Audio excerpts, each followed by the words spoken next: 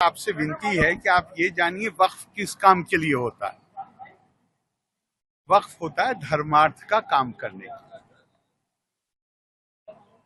कुरान में तो कहीं वक्फ का जिक्र नहीं है, लेकिन कुरान में बार बार कहा गया है पैसा खर्च करो। किस पे? गरीब पे, कमजोर पे, जो बिल्कुल डेस्टिट्यूट को क्या कहते हैं, जो निस्सहाय पे, जिसका कोई नहीं है, उस पर खर्च करो। तो वक्फ की तो उस वक्त कोई सोच भी नहीं सकता था, लेकिन चूंकि इस पे धर्मार्थ के काम में पैसा खर्च करने का आह्वान किया गया है बार बार, तो बाद के लोगों ने सोचा कि एक तो व्यक्ति पैसा खर्च करता है, एक कोई संस्थाएं बना दी जाएं। अब वो संस्था बन गई। अब आपसे मैं हापुड़ में ही पूछता हूं, कोई तो वक्फ होगा यहाँ पे या नहीं है? कोई अस्पताल है वक्फ जिसे चला रहा हो? कोई स्कूल है? कोई अनाथालय है? कोई प्याऊ है? कोई और धर्मार्थ का? यहाँ तो छोड़िए, ये तो छोटी जगह है। दिल्ली में नहीं है, लखनऊ में नहीं है। हाँ, वक्फ की प्रॉपर्टी पे आपको क्या मिलेगा? बेंगलोर शहर के बीचों बीच में प्राइम प्रॉपर्टी, बहुत थोड़े से किराए पे आईटीसी को लीज पे 99 साल की दे दी होटल चलाने। अब वक्फ की प्रॉपर्टी का इसके लिए कि वहां पे होटल चलवाइए और थोड़ा सा किराया। तो क्या आप ये मानने को तैयार हो जाएंगे कि जो डील हुई होगी वो सिर्फ इतने कम किराए पे हुई होगी या पीछे भी कुछ है उसके? पटना ऐसी जगह है बिहार में जहां पर वक्फ की प्रॉपर्टी करोड़ों में नहीं, अरबों में। एक छोटा मोटी भी संस्था नहीं है। अच्छा, इसमें एक बात और ध्यान रखने की, वक्फ करने के लिए हमारा कानून इजाजत देता था किसी गैर मुस्लिम को कि वो वक्फ कर दे, वो अलग बात है। लेकिन जो आवाहन किया गया है वो मुसलमानों से किया गया है कि भाई अपनी प्रॉपर्टी को गरीब आदमी पे, अपने पैसे को गरीब आदमी पे खर्च करो।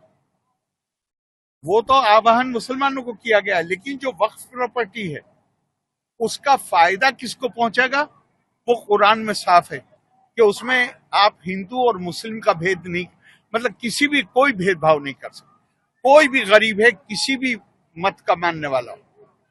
तो एक तरह से जो नॉन मुस्लिम गरीब है वो भी स्टेक होल्डर है।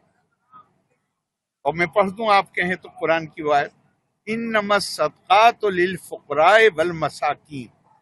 जब पहले मामले में एक यहूदी को पैसा दिलवाया गया तो लोगों ने एतराज किया, और शायद कुरान को ये अंदाज, मतलब कुरान में ये संभावना को शायद ध्यान में रखा गया, एतराज किया कि आप गैर मुस्लिम को कैसे दिलवा सकते हैं पैसा।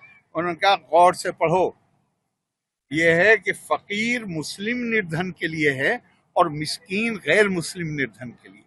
तो अब मैं मानिए मैं नॉन मुस्लिम, मैं नहीं हूं मुस्लिम और गरीब हूं, तो मेरा अधिकार है वक्फ की प्रॉपर्टी।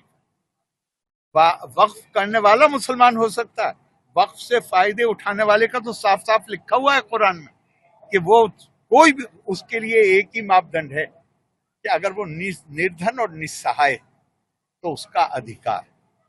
अब अगर जब आप मानिए कोई भी संस्था हो, आपका उद्देश्य है कि उद्देश्य होता है किसी भी से, अगर आप अपने उद्देश्य के प्रति कोई वफादारी ही नहीं है और आप उस उद्देश्य को पूरा करने के लिए कोई काम ही नहीं कर रहे, तो सरकार की जिम्मेदारी नहीं है कि करोड़ों अरबों की जो ये प्रॉपर्टी है जिसका दुरुपयोग हो रहा है, सरकार पहल करे और इसको सुनिश्चित करे कि ये दुरुपयोग बंद हो और इसका लाभ उनको पहुंचे जिनका हक है कि उनको ये लाभ पहुंचना चाहिए। बिहार में चुनाव है, चुनाव के ऊपर गवर्नर नहीं बोलता।